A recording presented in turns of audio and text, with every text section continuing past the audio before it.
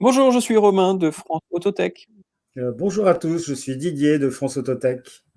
Bienvenue à tous dans ce nouvel épisode des startups qui bousculent les codes de l'automobilité. On est ravis aujourd'hui d'accueillir Alain de Carpe Diem et j'aime toujours effectivement ce rapprochement entre la fintech et l'autotech. Ça fait encore une fois 50 ans que les stations-service n'ont pas changé. Pour moi, Carpe Diem, c'est le Amazon Go de la voiture. Je viens, j'ai besoin de mettre du carburant, je sélectionne ma pompe, je mets du carburant, je pars, c'est réglé, le paiement n'est plus un problème. Je pense que vous avez tous en tête également les stations-service en France, l'été qui sont toutes prises d'assaut, avec lesquelles on a du mal finalement à retenir le nom de la pompe, à acheter une glace en même temps que le petit copain, d'à côté qui achète une baguette et qui doit payer comme toi son carburant, alors que la station est prise d'assaut. Voilà, plus de problème avec, Carpe Diem. Est-ce que tu peux nous détailler effectivement ce que propose, Alain et son équipe, cher Didier?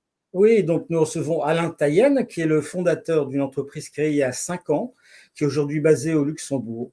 Alors son innovation, c'est un système de paiement, comme vient d'expliquer Romain, qui permet aux automobilistes de payer leur plein de carburant depuis leur smartphone ou leur voiture connectée. Alors très concrètement, vous arrivez avec votre voiture à la pompe, vous êtes géolocalisé, on sait dans quelle station vous êtes et vous n'avez qu'à signaler que vous êtes devant la pompe numéro 6 et plus besoin d'aller payer en caisse. Alors, c'est une technologie qui a évidemment trouvé son utilité durant cette crise du Covid, où il était quand même important de réduire les interactions humaines. Et donc, on en parle avec Alain immédiatement. Ah, c'est très intéressant. Bienvenue Alain. Bonjour Romain, bonjour Didier, bonjour tout le monde et merci pour l'invitation. Écoute, c'est un plaisir, d'autant plus qu'effectivement, vous êtes des amis, luxembourgeois, vous avez déjà pas mal œuvré en Belgique, et que je trouve que et tu vas nous le détailler, que vous avez un business model qui est très intéressant. C'est-à-dire qu'effectivement, plutôt que de vouloir créer une communauté B2C qui est toujours très difficile à faire, qui demande soit du temps, soit de l'argent, soit les 2, comme on se disait d'ailleurs en préambule. Là, vous avez développé en fait des modules, des plugins, des SDK qui s'intercalent dans des outils, dans des applis existantes, ou dans d'ailleurs la conception même du véhicule, pour qu'on puisse payer effectivement dans l'écran tactile du véhicule, dans le tableau de bord, enfin via le tableau de bord. Et donc ce business model-là est très intéressant parce qu'effectivement, il permet d'économiser pas mal de coûts marketing et de s'appuyer sur des communautés existantes. Donc tu vas nous développer ça, mais avant cela, on a toujours cette traditionnelle question, qui est la question de comment effectivement vous êtes né, quelle est la genèse, et puis quel est le problème que vous vouliez résoudre au tout début, lorsque vous avez lancé Carpe Diem. Ouais, en fait, donc je suis cofondateur de Carpe Diem. Mon associé Frédéric Serdon, qui occupe le rôle de CEO, a eu l'idée de cette solution que l'on propose, qui est le résultat en fait de son expérience antérieure dans le paiement mobile. Et donc, il avait une solution de paiement mobile générique et pour laquelle ils avaient développé une app, la société qu'il avait créée avec d'autres personnes. Ils avaient également développé l'app. Et sur base de cette expérience et de la bonne leçon qu'il a retenue, en fait, on a créé Carpe Diem sur base du principe où nous allons offrir une solution qui est complètement agnostique, qui est un service et pas une app. Donc, c'est un service qui s'intègre, comme tu l'as bien indiqué, Romain. Le développement d'une application est cher, long et ardu. On s'intègre dans une application mobile d'une communauté qui existe déjà. Donc, ça nous permet de profiter des utilisateurs déjà acquis au préalable par cette communauté. Et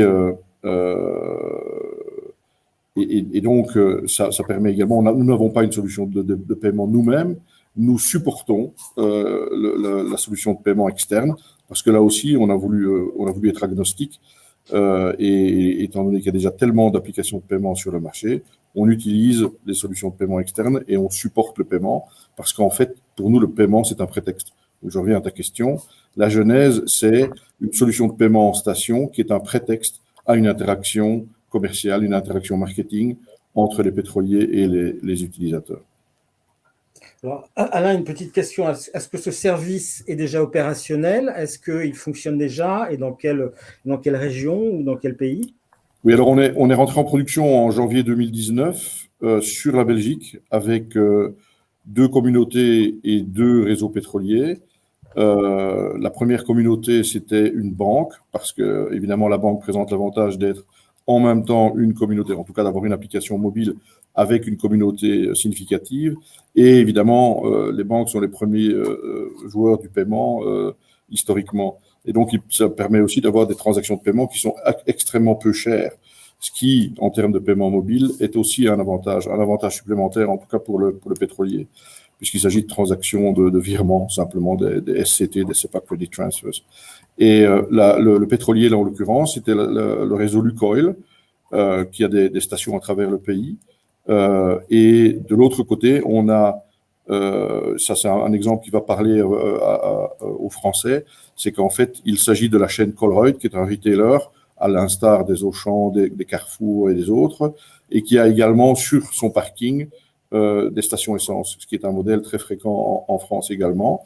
Et là, l'application, c'est la solution extra de Colruyt, qui permet de payer aussi bien à l'intérieur du magasin avec son smartphone qu'en station. Et donc, on est en production depuis cette année, depuis janvier 2019. On s'est étendu au Luxembourg à travers une application bancaire de la Banque internationale. Et là, on couvre 3 réseaux, 4 marques différentes, Texaco, Shell, Esso et Gulf. Et depuis ce temps-là, donc en 2 ans, en incluant une année marquée par le Covid, on a accumulé pratiquement 1,4 million de transactions, ce qui nous a tous surpris énormément.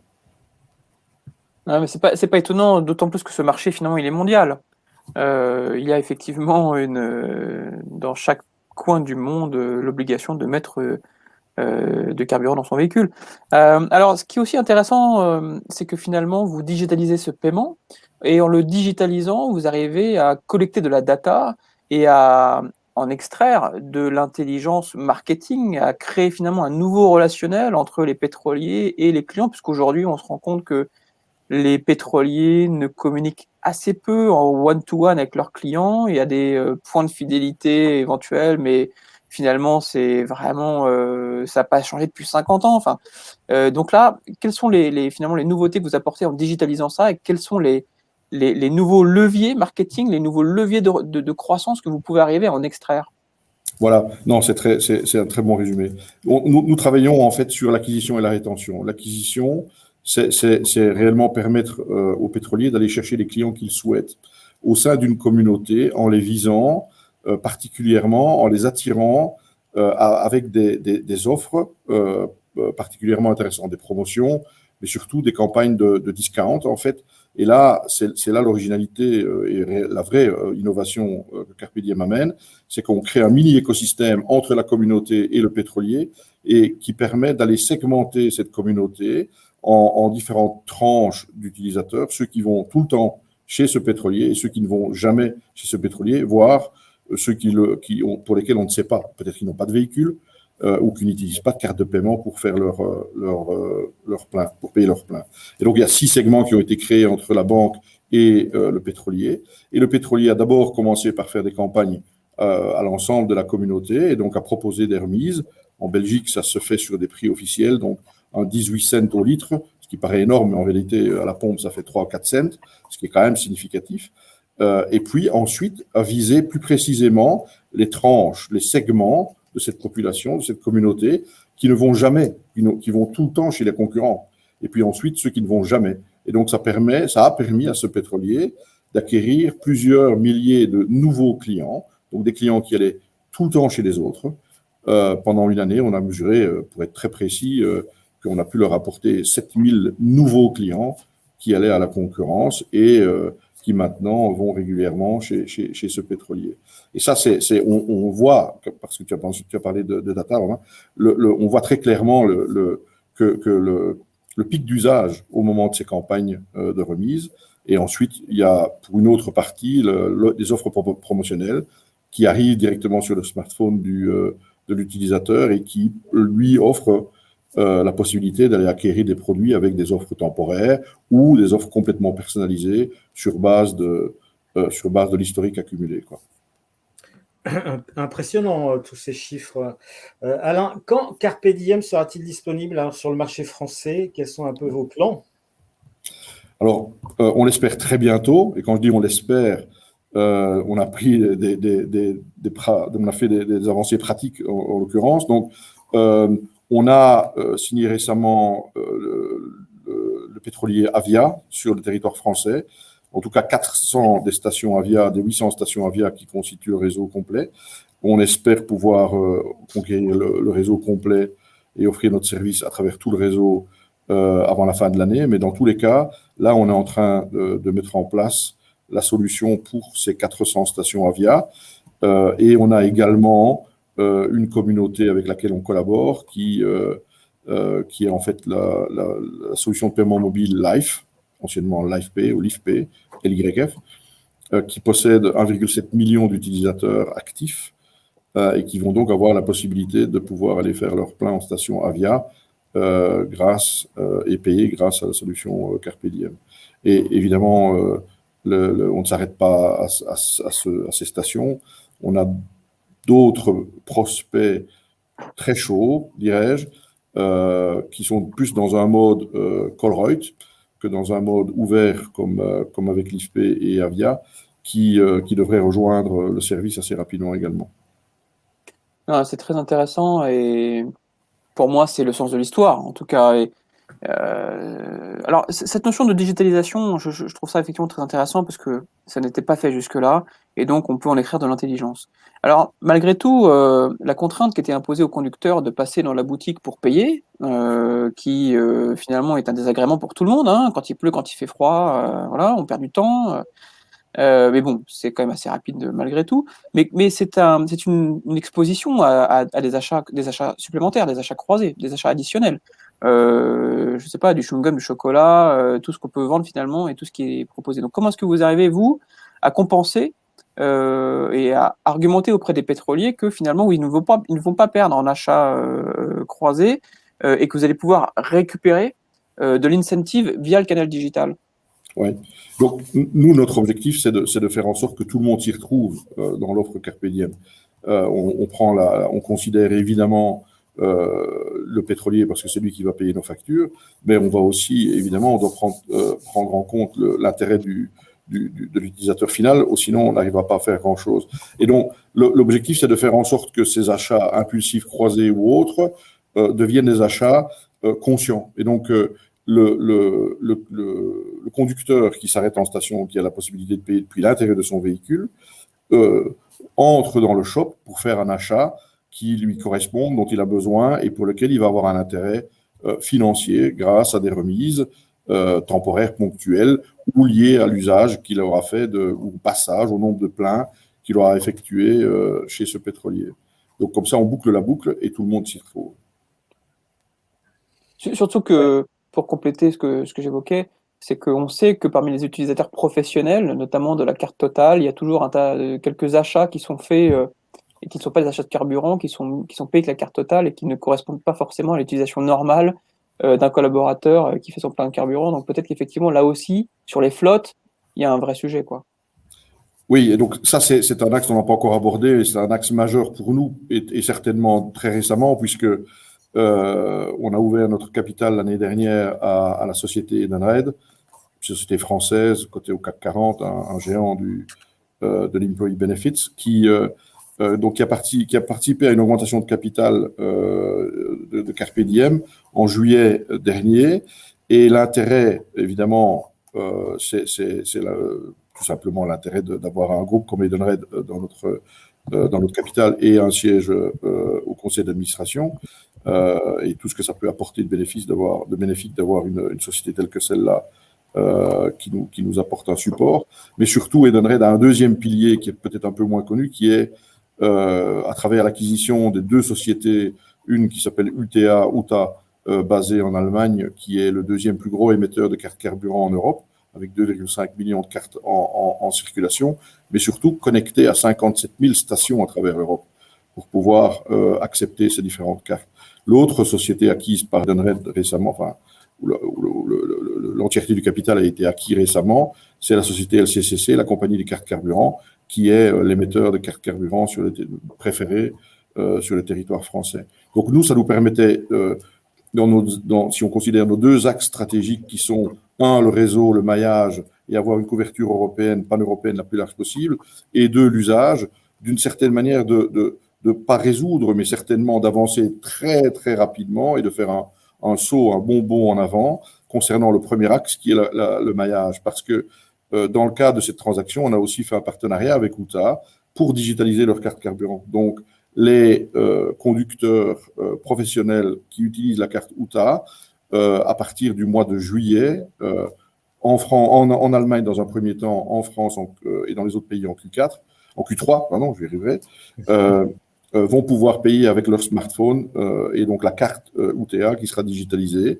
Et donc, évidemment, pour nous, ça va nous permettre d'aller nous connecter à ces 57 000 peut-être. Je ne suis pas sûr que toutes les stations aient cette capacité digitale ou soit au niveau digital, mais si on peut déjà aller en couvrir 30 000 dans les 3 prochaines années, on sera déjà extrêmement heureux parce que le but final, ça on n'en a pas encore parlé non plus, en ce qui nous concerne et dans une échelle de temps, c'est évidemment d'intégrer les véhicules plus que, je pense que Romain, tu l'as évoqué dans l'intro, mais c'est les véhicules qui seront les devices ultimes en fait en termes de paiement. Hein. Pour tout ce qui touche à la mobilité, tout va se passer à travers le véhicule.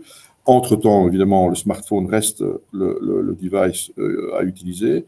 Mais pour nous, une couverture pan-européenne est cruciale pour pouvoir satisfaire les carmakers et les OEM avec lesquels on collabore déjà. Super. On va laisser Carpe Diem un petit peu de côté pour l'instant. On ouvre une parenthèse. Alain, j'aimerais que tu expliques un petit peu ton parcours avant d'arriver dans l'innovation autotech. Qu'est-ce qui fait qu'il y a 5 ans, tu te plonges dans cette technologie et dans ce projet avec ton cofondateur que tu as présenté rapidement tout à l'heure? Comme on peut voir à mon physique, j'étais déjà présent sous Louis XVI, en fait.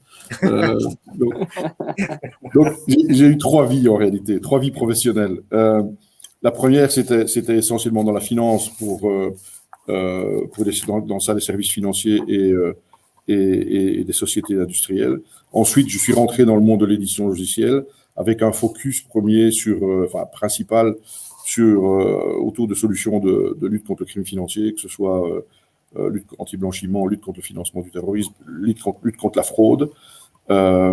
Et ensuite, là, j'ai pris, juste avant la barrière des 50 ans, j'ai enfin co-créé cette société et fait ce que j'avais envie de faire, qui était de prendre une autonomie et de créer mon propre bébé from scratch d'une certaine manière, parce que dans le cadre de ma deuxième vie, j'ai eu le bonheur de pouvoir diriger des sociétés, les prendre des vilains petits canards et transformer ça dans des sociétés profitables, les vendre à des private equity, même parfois 2 fois de suite, et pouvoir en acquérir aussi. Et donc, j'ai connu ce cycle complet, mais pas la création. Et donc, là, ces 5 dernières années, je suis en plein dedans et c'est super excitant, ce niveau d'autonomie et toute l'expérience en général. Donc, je suis là maintenant depuis 5 ans, d'une certaine manière, grâce aux expériences accumulées antérieurement. C'est la phase de création la plus dure, mais c'est la phase la plus excitante, effectivement. C'est celle où on pose les jalons, c'est là où on pose des fondamentaux, c'est là où on prend des choix stratégiques les plus importants. Et je te rejoins tout à fait sur le fait qu'effectivement cette phase-là est vraiment... moi, j'encourage tout le monde à créer une boîte, même si vous êtes salarié ou fonctionnaire, faites quelque chose à côté, testez, éprouvez, emmagasiner de l'apprentissage. C'est vraiment des phases qui sont extrêmement dures mais épanouissantes. Voilà. Alors, sur la partie carburant, on a bien compris, Alain. Et comment est-ce que vous allez prendre le virage de l'électrique? J'imagine que... Parce que finalement, moi, je vois tout un tas de fabricants de pompes, de gens qui développent des softs pour les pompes, des softs de paiement aussi pour les pompes, pour les bornes, pardon, parce que moi j'ai utilisé le mot borne. Donc il y a des fabricants de bornes et des gens qui vendent des softs aux fabricants de bornes. Et donc j'ai vu une statistique qu'effectivement d'ici fin 2021 en France, la moitié des stations-service seront équipées au moins d'une borne électrique. Donc ça pousse comme des champignons, on va dire. Alors, comment est-ce que vous allez pouvoir prendre le virage? Est-ce que vous avez une business unit qui est développée, qui est dédiée à ça? Alors, donc en 4 ans, j'ai découvert un monde que je ne connaissais pas du tout, tout ce monde du carburant. Et notamment, on a rencontré beaucoup de de constructeurs de stations d'essence, donc des gens qui fabriquent tout l'équipement. Et on a vu effectivement des plans d'intégration de systèmes de bord de rechargement à l'intérieur d'un pack complet qui distribuait du carburant fossile, donc avec des batteries intégrées pour pouvoir faire tampon pour pouvoir faire tampon dans le cas où le réseau ne flancherait, par exemple. Enfin, c'est un monde en complète mutation qui est loin d'être mature, de même que le choix du carburant lui-même. Nous, en ce qui nous concerne, on est complètement agnostique de ce côté-là. En fait, je pense que le terme agnostique, on devrait se le faire tatouer sur le front parce que c'est le thème. Et que ce soit du diesel, de la super ou du gaz liquide, comme Colruyt en vend beaucoup sur le territoire belge, ou de même de l'hydrogène. Ils ont également des pompes à hydrogène qui sont disponibles et ils planifiaient la mise en place de 2 stations sur le territoire belge. Je ne sais pas trop où ça en est maintenant avec la Covid, mais je suis certain que les plans sont toujours là. On peut parfaitement se connecter également et connecter notre service pour aller faire du plein ou de la recharge électrique. Le seul problème, c'est qu'on a fait le choix conscient de ne pas nous engager dans ce segment-là avant que ce segment-là ne soit viable économiquement. Parce que l'expérience qu'on a eue aussi, c'est que pendant ces 4 dernières années, on a vu une tonne de sociétés qui nous ont approchés pour nous dire tiens, est-ce qu'on ne collaborerait pas et pourquoi pas, et qui n'ont pas survécu parce qu'il n'y a pas de modèle économique en réalité. Il y a une consolidation énorme dans le marché qui a lieu là maintenant depuis 1 an, 2 ans même. Il va y avoir des champions. Maintenant, la vraie question, c'est quel est le carburant du futur? C'est un débat en tant que tel. On pourrait sans doute passer quelques heures là-dessus. Hein. On voit le push vers l'électrique maintenant. Personnellement, si mon opinion compte, je pense que l'hybridation va sans doute aider énormément à baisser les niveaux de CO2. Mais je pense qu'il va y avoir des carburants synthétiques et certainement l'hydrogène qui vont trouver leur place. Parce que l'électrique, ça me paraît difficile, cher et pas nécessairement une bonne solution au niveau de la pollution, mais c'est un avis purement personnel. Dans tous les cas, nous, on est prêt à nous connecter à n'importe quel type de distribution de carburant, avec n'importe quel type d'équipement qui l'organise. On le fait déjà maintenant. Hein. Je pense qu'on doit pouvoir nous connecter maintenant à, je pense que c'est 8 différents fournisseurs d'équipements. Il y en a 2 en France, 2 majeurs, 3 en France, dont 2 majeurs, et les autres dans les autres pays, enfin, en tout cas qui règnent dans les autres pays. Donc ça, c'est pas un problème pour nous. C'est simplement que économiquement, on a fait le choix de ne pas avoir de distraction, de réussir d'abord sur le fossile parce que c'est ça qui va nous permettre d'arriver au break-even point en Q3 l'année prochaine. Et après, on pourra peut-être se permettre de dépenser un peu d'argent à faire des choses qui ne sont pas économiquement profitables. Une petite question sur le marché européen, parce que vous avez une vision en fait continentale, vous regardez un peu ce qui se passe dans les différents pays. Est-ce que du coup, vous remarquez des tendances différentes entre ce qui se passe sur le marché belge, le marché français, le marché allemand? Est-ce qu'il y a des choses comme ça alors sur la voiture électrique, bon, il y a beaucoup d'articles en ce moment sur ces thématiques, mais est-ce que vous concrètement, vous voyez quand même des différences entre les marchés de maturité de la part des pétroliers ou des consommateurs? Alors, je pense qu'il y a des mythes que l'on a pu déconstruire, nous, on a par exemple, le marché nordique, on n'y touchait pas. On a dit le marché nordique, c'est sans doute trop focalisé sur l'électrique maintenant, il y aura sans doute pas trop d'attention sur du fossile, donc n'y allons pas tout de suite. Concentrons-nous sur l'Europe occidentale et centrale. Et là, depuis quelques mois, on a utilisé un consultant qui est justement un vétéran de la construction de stations essence, et on voit qu'il y a un intérêt vrai, et déjà il y a une avancée forte au niveau du paiement mobile dans ces régions-là, hein, sont en général assez pionnières et innovatrices, et donc on voit qu'il y a un intérêt clair, on voit que le modèle que l'on propose est intéressant parce que différent, hein, on ne fait pas du paiement en tant que tel, on n'est pas une autre solution de paiement, on est vraiment une solution de marketing digital. Et donc il y a vraiment un intérêt. Donc ça, c'est une première différence. Pour le reste, c'est vraiment l'adaptation que nous devons avoir par rapport au marché, qui est le résultat du constat la question que tu posais, Didier, c'est plutôt la maturité en termes d'utilisation du paiement mobile. plus que le combustible en lui-même, parce que des poussées autour de l'électrique, il y en a partout. Les constructeurs sont obligés d'avoir une gamme qui respecte certaines normes, ont une norme Euro 7 dans le viseur. Donc, il y a un effet de lobby, il y a un effet de... Voilà. Et évidemment que le jour où, après avoir poussé l'électrique, et si le marché n'achète pas, ils vont pouvoir se retourner sans doute vers les autorités en disant on a essayé, mais on n'y arrive pas. Mais c'est vraiment au niveau du paiement mobile que l'on voit qu'il y a une disparité assez énorme. Il y a des sociétés qui travaillent encore avec des cultures avec du cash.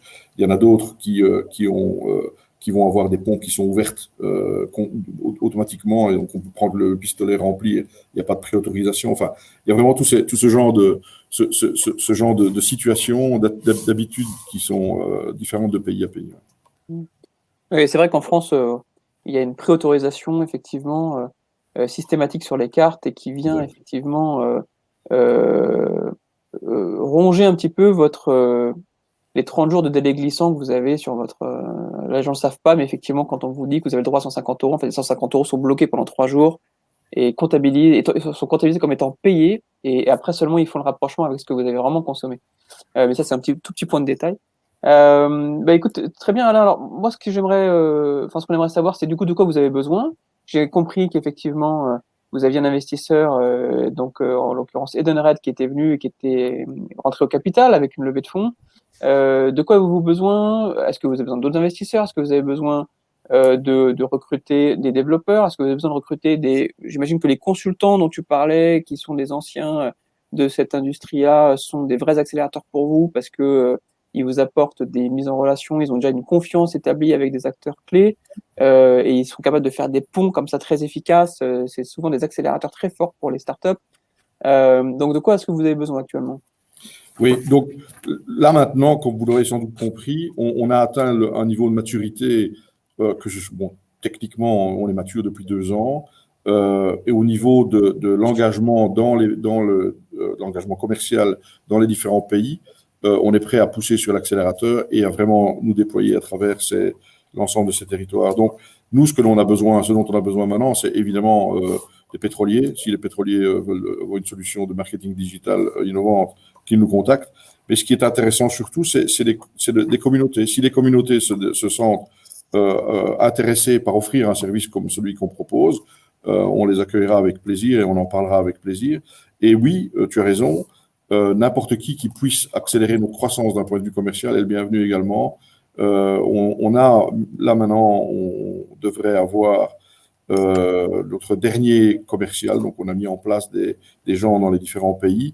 On vient de couvrir l'Italie cette semaine, le pays germanophone dans la semaine qui vient. Donc au niveau staff en interne, au niveau support commercial, on est paré pour couvrir toute l'Europe. Mais des aides ponctuelles de consultants qui pourraient accélérer les prises de contact et la mise à disposition, c'est toujours les bienvenus également.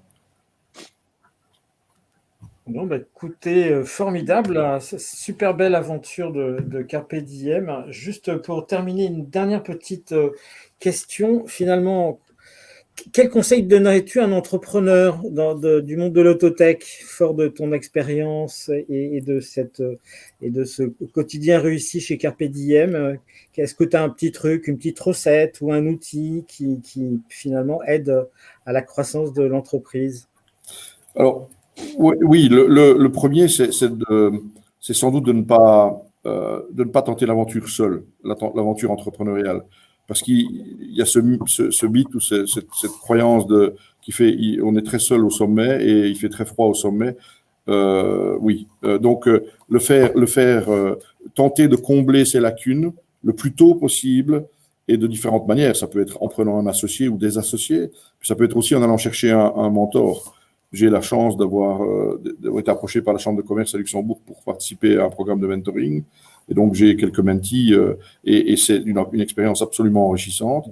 Et ça aide énormément. Je vois les mentees sont très preneurs. Donc, ne pas tenter l'aventure seul, je pense que et encore une fois, ça peut être avec un associé ou avec un support externe, peut-être un investisseur important qui peut apporter plus que du cash. Ça, je pense que que c'est quelque chose qui est un facteur de réussite très important. Un deuxième petit truc qu'on a utilisé chez Carpe Diem aussi, c'est l'apport en industrie. Développer du soft, ça coûte cher. Si c'est fait par des gens qui proposent des solutions robustes et fiables, ça coûte cher. Il y a moyen de trouver de très bons marchés, mais c'est pas forcément une recette du succès. Donc, comme ça se coûte cher de développer du soft, on l'a fait en apport en industrie. C'est-à-dire qu'on a donné de l'equity plutôt que du cash. Il faut trouver le partenaire qui est prêt à le faire, évidemment. Hein. Mais ça permet vraiment, d'épargner son cash, et deux, d'avoir le partenaire qui accepte ce genre de choses, d'avoir un peu du skin in the game, comme disent les Anglais, donc de prendre les risques, de partager les risques avec soi. Et c'est un modèle qui marche vraiment bien. Ouais, merci pour tous ces conseils, je te rejoins, et notamment le conseil du mentorat, du coach. C'est toujours la différence entre travailler dans sa boîte ou pour sa boîte. Ouais. Il faut travailler pour sa boîte. Et pour travailler pour sa boîte, il faut prendre de la hauteur, il faut garder la lucidité. Et quand on a a fortiori un rôle opérationnel dedans, c'est très compliqué. Et il faut prendre quelqu'un avec qui on se voit tous les mois, par exemple, qui nous fait sortir un petit peu, qui nous fait relativiser, qui nous refocalise sur les priorités stratégiques et sur les objectifs qu'on a, sur les indicateurs qu'on relève, et qui fait un peu une météo de l'équipe, des actionnaires, des fournisseurs, de soi aussi, parce que même entre associés, il faut savoir se réguler. C'est très important de se réguler. On bosse beaucoup entre associés, il faut savoir se dire les choses, et il faut un tiers pour faire ça, pour arriver un petit peu à soulager le côté orgueil qu'on peut avoir, ou ego qu'on peut avoir, ce qui est naturel, mais il ne faut pas trop en avoir. Hein. L'orgueil, c'est la meilleure façon d'aller droit dans le mur, en klaxonnant. Voilà, bah, écoute, merci en tout cas pour tous ces conseils. C'était un plaisir d'échanger. Je trouve que Carpe Diem a une vision très fluide. Je peux regarder la homepage de ton site web, de votre site web, et bah, votre homepage, elle est fluide, elle est claire, elle est simple. Voilà nos clients, voilà ce qu'on propose. Voilà, pas de chichi. Et je trouve ça, en fait, c'est assez révélateur quand on est capable de communiquer clairement. Ça veut dire qu'on a une offre claire, ça veut dire qu'on est clair sur ses fondamentaux. C'est pas si simple que ça, d'être clair, d'être simple, d'être droit au but. Voilà. Merci encore, cher Alain, et puis merci plein de bonnes choses à l'équipe, et un petit bonjour à Sam qui, je crois, nous écoute aussi en coulisses et avec qui on est en contact régulièrement. Oui, il n'est pas très loin. Merci beaucoup. Hein. Bonne fin de journée. Au revoir Alain, au revoir tous, et au prochain podcast de l'Autotech.